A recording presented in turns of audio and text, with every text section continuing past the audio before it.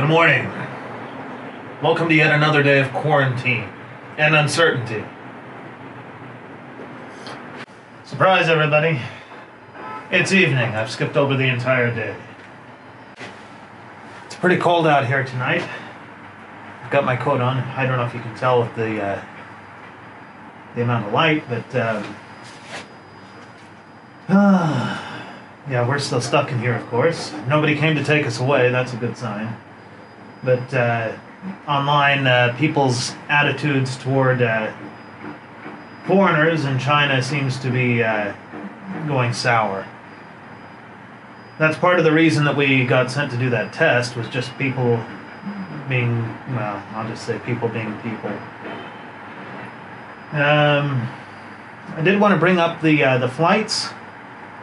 If you have been following the news, then you would know that it's been announced there's only one flight per airline per place per week going in and out of China. And the reason that they have the flights going out still is just so that foreigners will leave, pretty much. It's really crazy. I mean, this is about the time schools are starting to open up. Except for the training centers, which is an interesting point I wanted to bring up as well. Most training centers, that's what most of the foreigners are doing for work here. They teach English in these little training centers, and, well, they're not being allowed to open back up. Again, it's directed at the foreigners, I believe. I don't know. I mean, yeah, it's directed at the foreigners. All the other schools are opening up. And once again, people's attitudes toward foreigners has gone quite sour. There are a lot of things going around online, about good riddance to the foreigners and Americans go home and all this stuff. It doesn't make you feel very good to be in a place. And of course, I'm trapped here myself. I'm hoping, again, that when things go back to normal and I'm able to go outside, it won't really affect me too much. I haven't noticed, except from the apartment complex manager person, any real trouble myself personally, but you never know. Back inside again. Yeah, sorry guys, this is sort of a lazy video today. Obviously we're stuck in quarantine, so there's not a whole lot we can do. I've been communicating with someone who's a lawyer here in China to figure out how long they're really supposed to be allowed to keep me in here, and he says 14 days is enough. So I'm going to try and get some information to show these people and get us out of this quarantine and out of this province, because I think the people here are just a little bit crazy right now. So maybe before long there'll be more videos of me walking around in the fields. I don't know. But definitely don't want to be stuck here anymore. 2 weeks is definitely long enough. Well, I just had it confirmed by my lawyer friend. We're only supposed to be in here for 14 days. According to the Jiangsu government, that is, I've even got the notification. When it comes time, I'm going to show the people, and I'm just going to get out of here. They can sign the paper, and I'm going to go. I'm not going to stay here anymore. Not after dealing with this. I'm looking forward to my freedom. Well, oh my goodness, my phone's going crazy. One more thing to say before I end this video. I know it's going to be short. This has been an interesting day as we've waited to see if anybody shows up. We did have an incident with a delivery guy.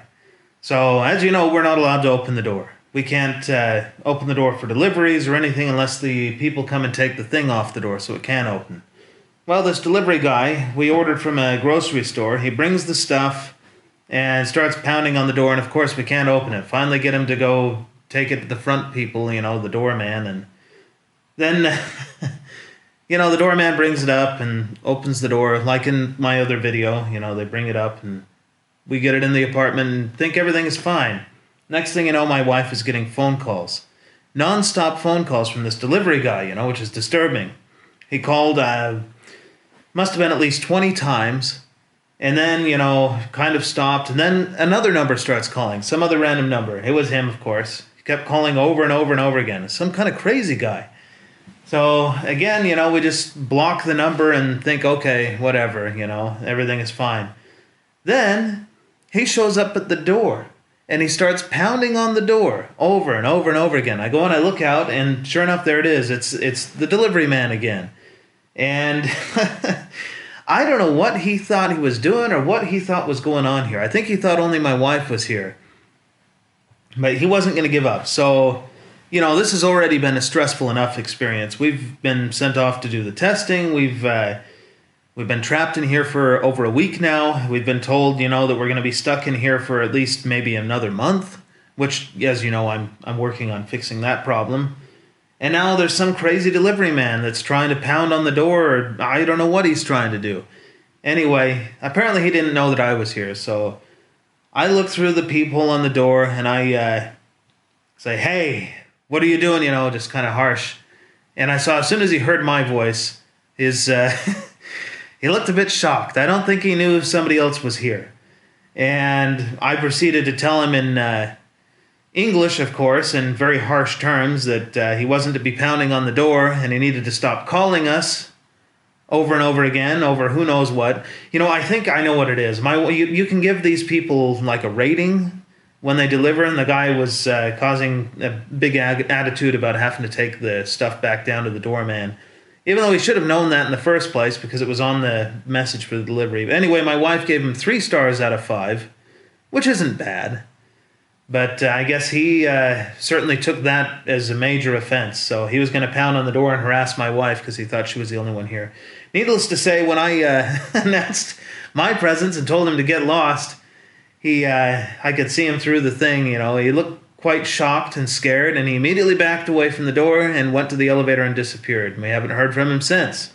So just the moral of the story is, if you come to China and you order food, don't ever leave a bad review, because you never know what the people are going to... I mean, I'm not saying people are going to go crazy and do stuff, but many times they do. They will harass you until you change your review. I've had it happen on multiple occasions.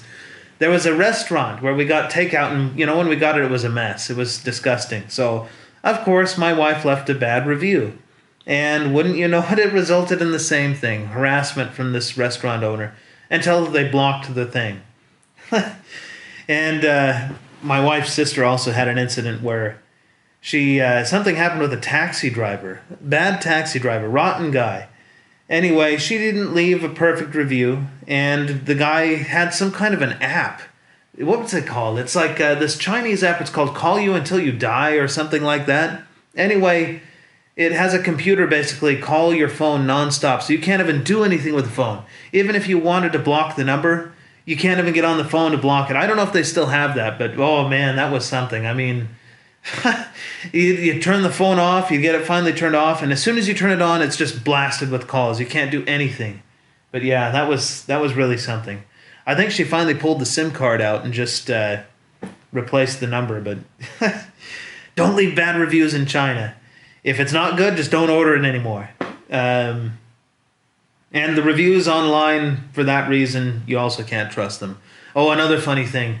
People will pay you like 5 RMB or something, to write them a good review. So if you order something on Taobao, you'll be looking through like the reviews, and I don't know if they do this out in the West. I'm assuming there are people that do stuff like this on Amazon and other, shopping websites. But yeah, they'll pay you like 5 RMB. Write me a 5-star review, say something good, and I'll give you 5 RMB.